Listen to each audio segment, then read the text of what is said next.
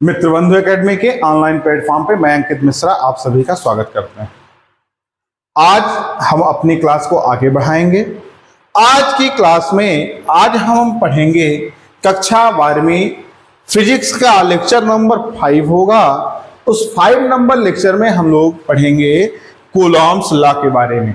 Coulomb का नियम क्या है, कूलॉम के नियम के लिए व्यंजक, कूलॉम के व्युत्क्रम वर्ग का नियम, ठीक है ना। देखिए, हम पिछले क्लास में आपसे चर्चा किए थे, जहां पे हम अपने वीडियो को रोके थे वहां हम बात कर रहे थे आवेशों के प्रकृति के बारे में, आवेशों के गुण के बारे में। और वहां हम बताए थे कि आवेश दो प्रकार के होते हैं, धन आवेश, ऋण आवेश। हम इसमें आपको एक और प्रॉपर्टी बताए थे कि समान आवेश या उसको हम बोले सजातीय आवेश, सजातीय आवेशों को संपर्क में लाने पर उनके मध्य प्रतिकर्षण बल कार्य करता है, जबकि विजातीय आवेशों के मध्य आकर्षण बल कार्य करता है। यही बताने के लिए एक फ्रांसीसी वैज्ञानिक हैं जिनका नाम है चार्ल्स ऑगस्टिन कूलॉम। इन्होंने 1785 में अपने प्रयोगों द्वारा यह बताने का प्रयास किया कि सजातीय आवेशों के मध्य कार्य करने वाला जो बल है वह प्रतिकर्षण बल है। वह यदि दो समान आवेश को हम संपर्क में ले जाएंगे वो दोनों एक दूसरे को प्रतिकर्षित करेंगे, जबकि विपरीत आवेशों के मध्य आकर्षण बल लगता है। यदि हम विपरीत आवेशों को संपर्क में लाते हैं तो उनके बीच आकर्षण लगता है, अर्थात वो एक दूसरे को अपनी ओर क्या करते हैं, आकर्षित करते हैं।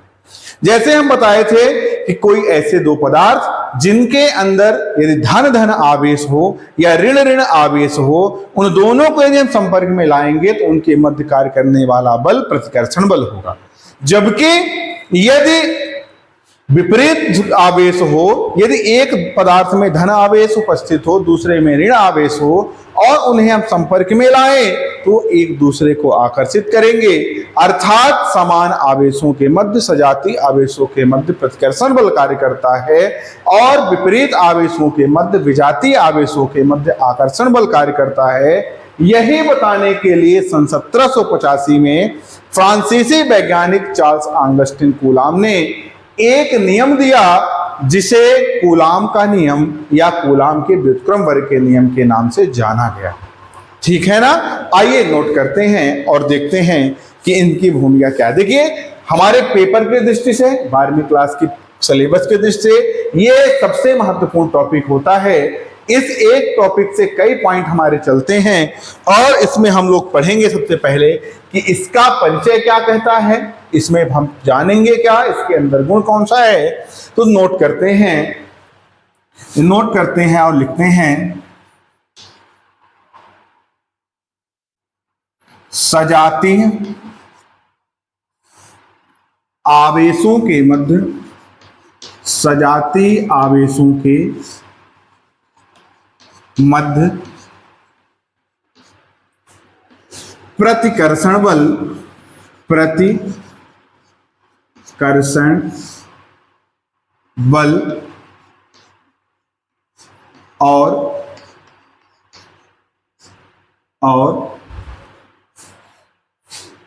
विजातीय आवेशों के मध्य, विजातीय आवेशों के मध्य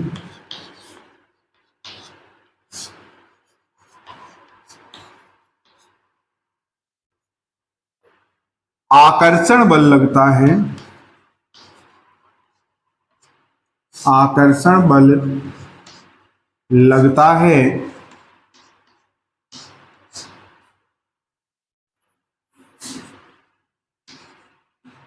यह बताने के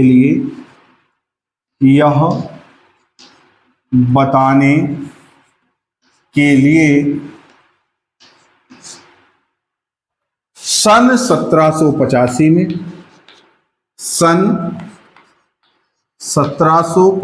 में फ्रांसीसी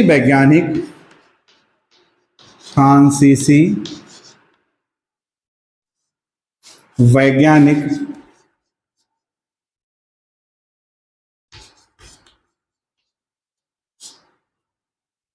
चार्ल्स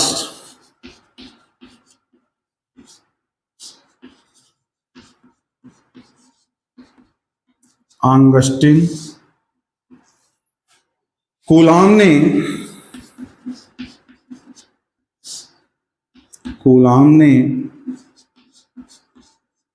एक नियम का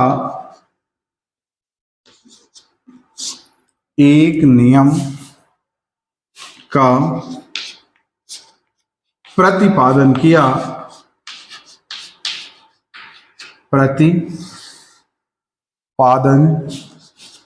किया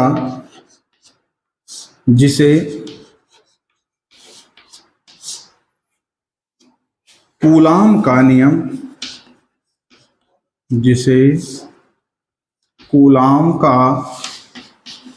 नियम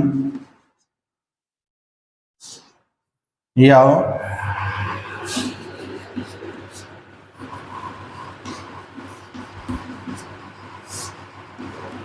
कूलाम के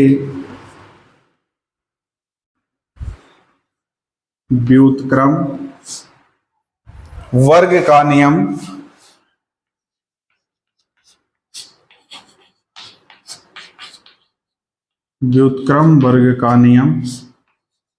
कहा गया। देखिए, ये हमारा परिचय था। कूलाम के नियम की शुरुआत कहां से हुई? तो कूलाम कौन थे? कूलाम फ्रांसीसी वैज्ञानिक थे जिनका नाम क्या था? तो चार्ल्स ऑगस्टिन कूलाम नाम था। इन्होंने कब बताया? तो 1785 में बताया। क्या बताया? तो इन्होंने बताया कि सजातीय आवेशों के मध्य, देखिए, सजातीय आवेशों के मध्य प्रतिकर्षण बल और विजातीय आवेशों के मध्य आकर्षण बल लगता है। यह किसने बताया? यह बताने के लिए सन 1785 में फ्रांसीसी वैज्ञानिक चार्ल्स ऑगस्टिन कूलाम ने एक नियम का प्रतिपादन किया जिसे कूलाम का नियम कहा गया या कूलाम के व्युत्क्रम वर्ग का नियम कहा गया। यह परिचय था कि कूलाम का नियम कब आया, कौन दिया, क्या बताने के लिए दिया, हम लोग इतना नोट कर लेंगे। अब आइए हम लोग व्यंजक की शुरुआत करते हैं और नियम के निगमन की ओर चलते हैं। ठीक है, सब लोग नोट कर लिए होंगे। ठीक है, मिटाएं। चलिए, ठीक, देखते हैं आगे।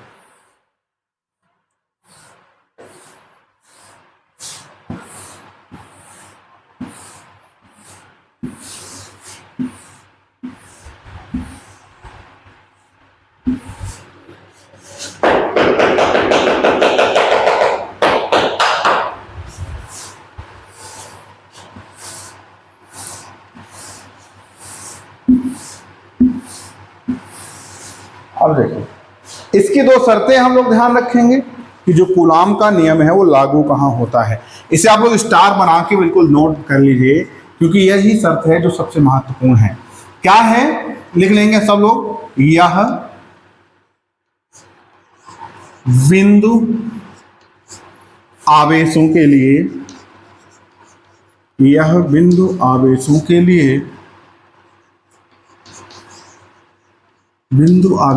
लिए लागू होता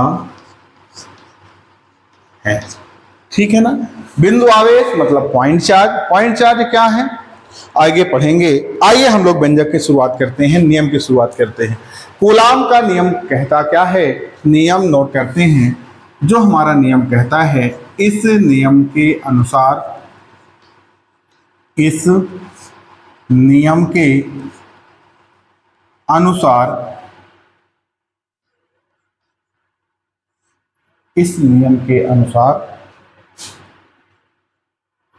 किन्हीं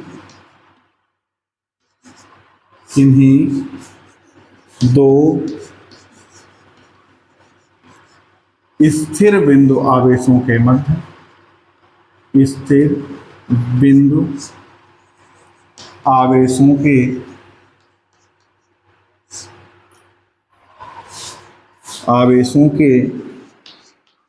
मध्य लगने वाला आकर्षण या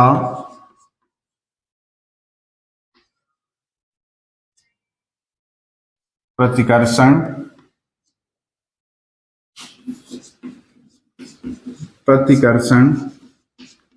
बल का मान उन दोनों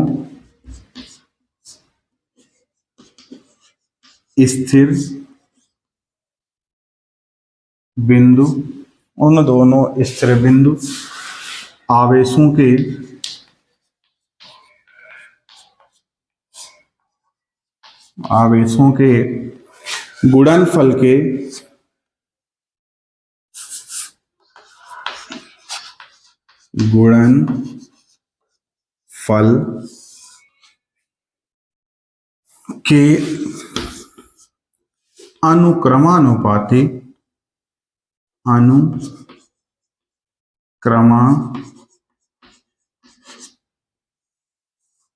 अनुक्रमानुपाती तथा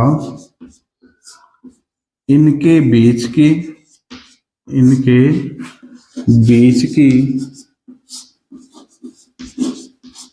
दूरी के वर्ग के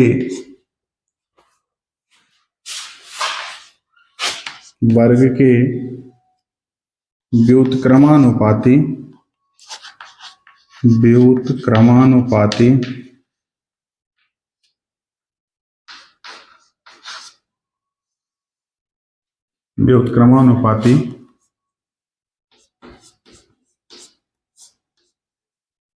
होता है। देखिए कूलाम का नियम क्या कहता है। इस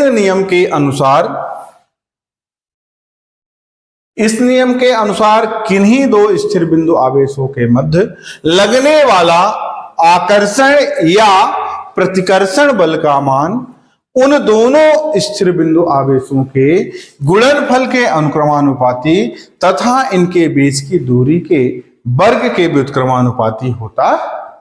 अब देखिए हम लोग क्या करते हैं, हम लोग मान लेते हैं कि माना कि पहला स्थिर बिंदु आवेश Q1 हो गया। अब देखिए ये बिंदु है, ये क्या है, एक पॉइंट है। अब इस पर कोई आवेश रखा गया है तो क्या हो गया, जब किसी बिंदु पर जो आवेश है वो बिंदु आवेश हुआ। अब इसके पास एक दूसरा बिंदु है, उस पर भी आवेश रखा है। यदि इसको हम पहला आवेश मान लेते हैं तो हमारा दूसरा बिंदु आवेश होगा। अब क्या लिखा हुआ है कि किन्हीं दो स्थिर बिंदु आवेश, ये पहला भी स्थिर बिंदु हो गया, दूसरा बिंदु हो गया। इस पर आवेश रखा तो स्थिर बिंदु आवेश पहला हो गया और ये दूसरा स्थिर बिंदु आवेश हो गया। फिर क्या कहा के मध्य लगने वाला बल। अब देखिए Q1 और Q2 के मध्य, इनके मध्य लगने वाला बल, कौन कौन से बल, Q1 और Q2 के मध्य कौन कौन से बल कार्य करेंगे, तो आकर्षण बल और प्रतिकर्षण बल। किन्हीं दो स्थिर बिंदु Q1 और Q2 क्या हो गए, हमारे दो स्थिर बिंदु आवेश हो गए। इनके मध्य लगने वाला आकर्षण या प्रतिकर्षण बल का मान क्या होता है। देखिए अब यहां पे Q1 है, यहां पे Q2 है, तो इनके बीच की कुछ ना कुछ तो यहां से यहां तक की दूरी भी होगी, नहीं होगी। तो हम लोग मान लेते हैं कि यहां से यहां तक की दूरी कितनी है, R मान लेते हैं। कितना मान लेते हैं, R। तो भाषा क्या लिखेंगे हम लोग, व्यंजक की शुरुआत करेंगे, लिखेंगे माना Q1 और Q2 दो स्थिर बिंदु आवेश हैं, इनके बीच की दूरी R है, इनके मध्य लगने वाला बल F है, तो कूलाम के नियम से, ठीक है ना। देखिए Q1 Q2 पर बल लगाएगा, Q2 Q1 पर बल लगाएगा, ठीक है ना। Q1 हमारा स्थिर बिंदु आवेश है, Q2 भी हमारा क्या है, स्थिर बिंदु आवेश है। ये एक दो है, इसलिए हम इसको बोलते हैं दो स्थिर बिंदु आवेश, ठीक है ना। अब यहां से शुरुआत करते हैं, यहां से व्यंजक की शुरुआत करते हैं और लिखते हैं व्यंजक। लिखेंगे, लिखिए माना Q1 और Q2, माना Q1 और Q2 दो स्थिर बिंदु आवेश हैं, दो स्थिर बिंदु आवेश हैं, इनके बीच की दूरी, इनके बीच की दूरी r है। इनके मध्य, इनके मध्य लगने वाला, इनके मध्य लगने वाला बल F है, तो कूलाम के नियम से।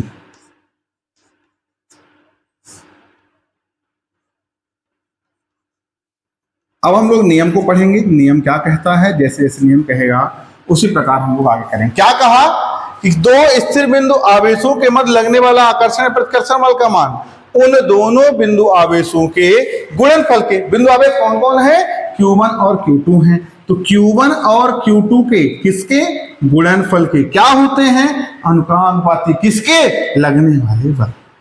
क्या कहा, किन्हीं दो स्थिर बिंदु आवेशों के मध्य लगने वाला जो बल का मान है वह इन दोनों बिंदु आवेशों के गुणनफल के अनुक्रमानुपाती होता है, तथा इनके बीच की, तथा इनके बीच की दूरी के, तथा F दूरी के वर्ग के, दूरी कौन है, r, दूरी का वर्ग क्या हुआ, r स्क्वायर, व्युत्क्रमानुपाती होता है। क्या होता है, व्युत्क्रमानुपाती होता है। इसको 1 बना लेंगे, इसको 2 बना लेंगे और लिख लेंगे समीकरण 1 व 2 से, समीकरण 1 व 2 से। अब देखिए 1 व 2 से करेंगे तो क्या हो जाएगा, 1 व 2 से हो जाएगा F अनुक्रमानुपाते Q1 Q2 upon R square. इसी को हम आगे बढ़ाएंगे, लिखेंगे F बराबर K Q1 Q2 upon R का स्क्वायर। अब यहां लिख लेंगे हम लोग, क्या लिखेंगे, आइए देखते हैं। जहां K एक अनुपातिक, जहां K एक अनुपातिक नियतांक है, नियतांक है जिसका मान, जिसका मान मापन की पद्धति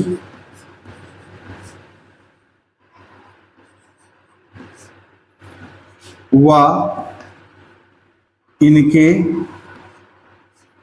बीज के माध्यम, इनके बीज के माध्यम पर निर्भर करता है। ठीक है ना। अब देखिए, अब देख लेते हैं SI पद्धति में। SI पद्धति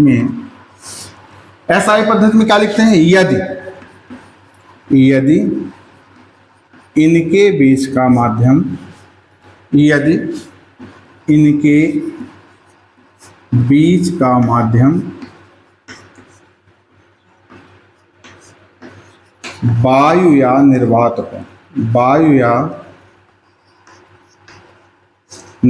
हो तो K बराबर होता है 1/4 पाई एप्सिलॉन नॉट, और यहां से मानक देंगे, मान रखेंगे तो देखिए क्या हो जाएगा, तो मान रखेंगे तो हो जाएगा F बराबर 1/4 pi epsilon not Q1 Q2 upon R square. इसको समीकरण बना लेंगे। ये हमारा हो गया समीकरण नंबर 3। ठीक है ना, सभी लोग नोट कर लीजिए। आगे चलेंगे। अब इसके बाद लिखेंगे, इसी को हम लोग लिख लेंगे या करके, या लिख लेंगे या 1/4 पाई एप्सिलॉन नॉट बराबर होता है 9 गुणे 10 की घात 9, 9 गुणे 10 की घात 9 न्यूटन मीटर स्क्वायर प्रति coulomb square, newton metre square प्रति कूलम स्क्वायर। अब देखिए इसको इसकी जगह पे मान रखेंगे तो या करके यहाँ लिख लेंगे F बराबर हो जाएगा 9 गुणे 10 की घात 9 Q1 Q2 अपॉन R का स्क्वायर, और इसको हम लोग बना लेंगे समीकरण नंबर 4। आइए इसको एक बार समझ लेते हैं फिर आगे चलते हैं। देखिए सबसे पहले कूलम का नियम क्या कहा। कूलम का नियम कहता है किन्हीं दो स्थिर बिंदु आवेशों के मध्य लगने वाले आकर्षण या प्रतिकर्षण बल का जो मान होता है वह इन दोनों स्थिर बिंदु आवेशों के गुणनफल के, देखिए Q1 और Q2 का ये क्या है, गुणनफल है। क्या होता है, उसके अनुक्रमानुपाती, तथा इनके बीच की दूरी के, इनके बीच की दूरी कौन है, R है। दूरी के वर्ग के, दूरी का वर्ग क्या है, दूरी का वर्ग क्या है, R स्क्वायर। क्या होता है, इसके व्युत्क्रमानुपाती होता है। तो दूरी का वर्ग R का स्क्वायर इसका क्या हो गया, व्युत्क्रमानुपाती हो गया। जब इसको संयुक्त रूप में हमें देखें तो इतना भाग सब सेम सेम है। यहाँ Q1 Q2 है, यहाँ 1/r स्क्वायर है, तो यहाँ Q1 Q2 upon R square लिख लेते हैं। यहाँ अनुक्रमानुपाती हटाते हैं, बराबर का उपयोग करते हैं।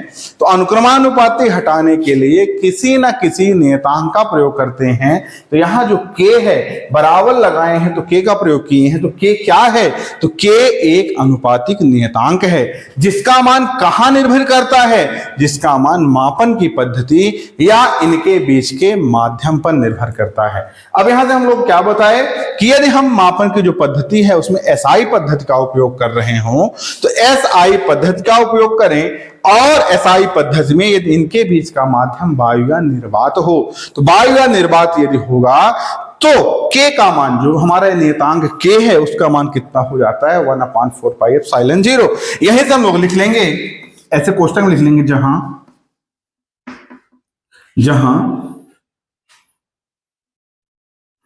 एप्सिलॉन 0 वायु या निर्वात की, जहां एप्सिलॉन 0 वायु या निर्वात की विद्युतशीलता है, विद्युतशीलता है, ठीक है ना। तो यहां एप्सिलॉन 0 क्या है, एप्सिलॉन 0 वायु या निर्वात की विद्युतशीलता है। अब हम लोग K की जगह पे ये 1/4 एप्सिलॉन 0 रखें। अब इसी का जो गणितीय कैलकुलेशन करें, यहां से हम पाई की जगह, पाई का मान 3.14 होता है, सभी को पता है।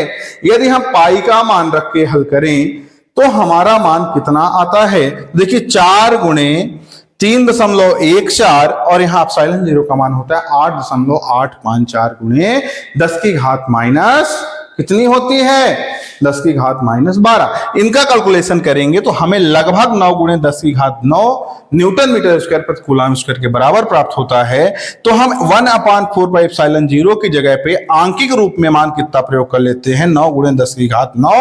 ये Q1 Q2 देखिए ये है, तो Q1 Q2 R स्क्वायर है, तो R स्क्वायर का उपयोग कर लेते हैं। ये किस पद्धति में था, SI पद्धति में। कभी कभी इसे हम थोड़ी दूसरी पद्धति में भी समझ लेते हैं। यदि SI पद्धति की जगह पे हम सीरीज पद्धति का उपयोग करें तो इसका मान क्या होगा, आइए देखते हैं सीरीज पद्धति के लिए इसका मान क्या होगा।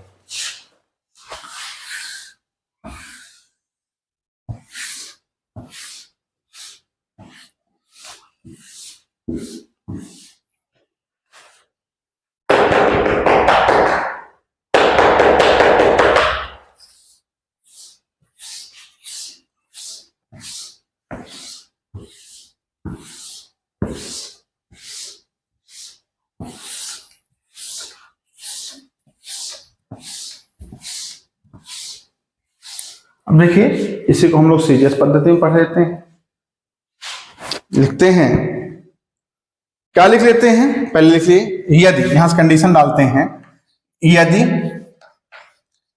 यदि इनके बीच, यदि इनके बीच वायु या निर्वात के अतिरिक्त, वायु या निर्वात के अतिरिक्त अन्य माध्यम हो, अन्य माध्यम हो तो, अब देखिए अब क्या कह रहा है कि यदि इनके बीच के जो माध्यम है वो वायु या निर्वात के अतिरिक्त कोई और माध्यम का उपयोग किया जाए, अर्थात के का मान 1/4 पाई अपसाइलन का उपयोग कर दिया जाए। हम लोगों को पता है, हम लोग पढ़ चुके हैं कि जो अपसाइलन होगा वो क्या होगा, माध्यम की निरपेक्ष विद्युतशीलता होगी। और अभी अभी आज की क्लास में हम लोग पढ़े हैं कि माध्यम की निरपेक्ष विद्युतशीलता जो अपसाइलन है, यहां लिख लेते हैं, जहां अपसाइलन बराबर होता है अपसाइलन 0 के। आज की ही क्लास से हम लोग पढ़ के आए हैं, तो यहां के का मान हो जाएगा 1/4 पाई अपसाइलन 0 के बराबर। हम उठा के ये मान रख देते हैं, कहां रखते हैं, यह मान हम रख देते हैं समीकरण नंबर 3 पे, समीकरण 3 से। अब समीकरण 3 में रखेंगे, देखिए क्या हो जाएगा, F बराबर 1/4 पाई अपसाइलन 0 के into Q1 Q2 upon R का स्क्वायर। ठीक है ना, इसको समीकरण नंबर दे देंगे। अगला कौन सा बनेगा, 5। अब यहां से लिख लेते हैं CGS पद्धति में, CGS पद्धति में। अब CGS पद्धति में देखिए क्या लेते हैं, यदि आवेशों के बीच का माध्यम वायु या निर्वात हो तो के का मान 1 हो जाता है। लिख लेते हैं, यदि इनके बीच का माध्यम, यदि इनके बीच का माध्यम, यदि इनके बीच का माध्यम वायु या निर्वात हो, वायु या निर्वात हो, वायु या निर्वात हो तो के बराबर 1 के समीकरण कहां रख देंगे, मान 2 में। अब समीकरण 2 में रखेंगे तो F बराबर क्या है, के Q1 Q2 upon R square. यहाँ के का मान कितना है, के का मान 1 रखेंगे तो F बराबर बचेगा Q1 Q2 upon R square के। ये हमारा मान हो गया और इसको हम समीकरण नंबर दे देंगे, कौन सा बनेगा, 6वां नंबर। ठीक है ना। अब आगे इसी में हमारा क्वेश्चन थोड़ा सा और आगे बढ़ाता है, और पेपर में कैसे पूछता है कि कूलाम के व्युत्क्रम बल का नियम लिखिए और इसकी सहायता से एकांक आवेश को परिभाषित कीजिए। आइए अब हम लोग इसकी सहायता से एकांक आवेश को पढ़ते हैं कि एकांक आवेश क्या है, इसे कैसे परिभाषित करेंगे। देखिए बहुत ही सरल है, हम लोग धीरे धीरे बिल्कुल अपने मेन क्वेश्चन की तरफ पहुंच रहे हैं। आप सभी लोग यदि कूलाम का नियम आप लोगों को समझ में नहीं आ रहा होगा तो आप क्वेश्चन जरूर करिएगा। यदि आपसे कूलाम का नियम नहीं बनेगा तो आप ये मान के चलिए आपसे ये पूरा चैप्टर नहीं बनेगा। आपको बिल्कुल बेसिक लेवल से पूरी चीजें पढ़ाई जा रही हैं। हम बार बार आपसे बोल रहे हैं कि यदि आपको कहीं भी कोई भी समस्या आ रही है, कोई भी चीजें समझ नहीं आ रही हैं, तो आप जरूर पूछें। अगर आप पूछेंगे नहीं और आपसे बेसिक चीजें बनेंगी नहीं तो आप आगे की क्लास समझ नहीं पाएंगे। ठीक है ना। आइए देखिए थोड़ा सा एकांक आवेश को इसकी सहायता से परिभाषित कर लेते हैं। ये हमारे दो स्थिर बिंदु आवेश थे, आप लोग पढ़ ही चुके हैं, बना ही चुके हैं। इनके बीच की दूरी r बनाए थे। ठीक है ना। अब देखिए एकांक आवेश की सहायता से कैसे परिभाषित करें, कितना सरल है, कैसा क्वेश्चन है। 2 नंबर में भी पूछा जाता है और 4 नंबर का क्वेश्चन आता है, उसमें बोलता है कि एकांक आवेश को परिभाषित कीजिए। अब देखिए हम लोग केवल इन्हीं बेसिक क्वेश्चन को लेकर के चलेंगे। और देखिए इसमें क्या कहता है कि SI पद्धति में, SI पद्धति में यदि क्या हो, यदि दोनों आवेशों के मध्य लगने वाला बल, यहां से लिख लेते हैं,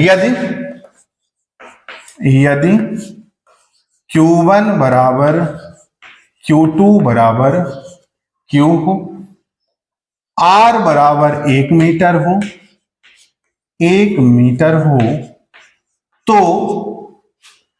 समीकरण F बराबर 9 गुणे 10 की घात 9 Q1 Q2 upon R square से। अब यहां मान रखेंगे तो देखिए क्या हो जाएगा,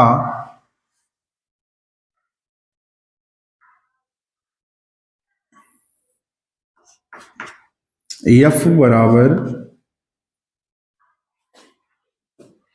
9 गुणे 10 की घात 9।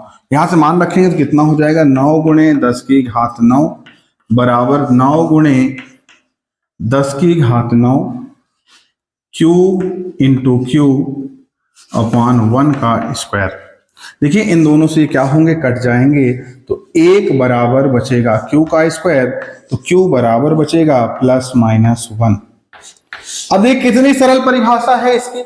परिभाषा इसकी क्या कहती है कि यदि समान परिमाण के दो सजातीय आवेश, देखिए Q1 और Q2 के जो मान है Q के बराबर है और दोनों का मान समान है। यदि समान परिमाण के दो सजातीय आवेश एक दूसरे से 1 मीटर की दूरी पर स्थित हों, तो 1 मीटर की दूरी पर स्थित हों तो एक दूसरे को 9 गुणे 10 की घात 9 न्यूटन के बल से प्रतिकर्षित करेंगे तो प्राप्त आवेश एकांक आवेश कहलाएगा। आइए नोट कर लेते हैं, यहां लिखते हैं, यहां से क्या लिखते हैं, समान परिमाण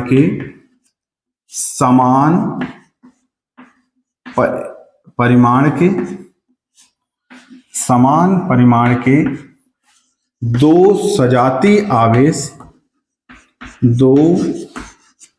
सजातीय आवेश एक दूसरे से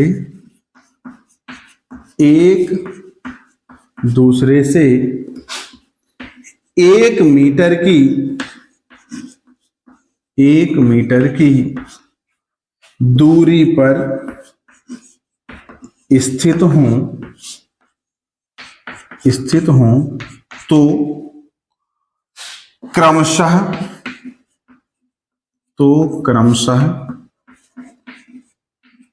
एक दूसरे को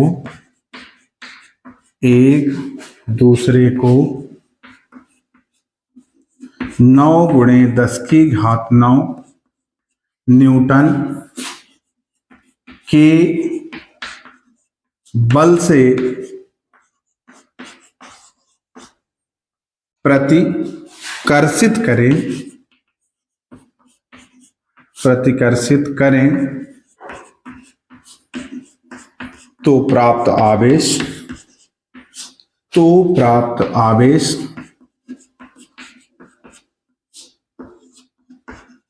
एकांक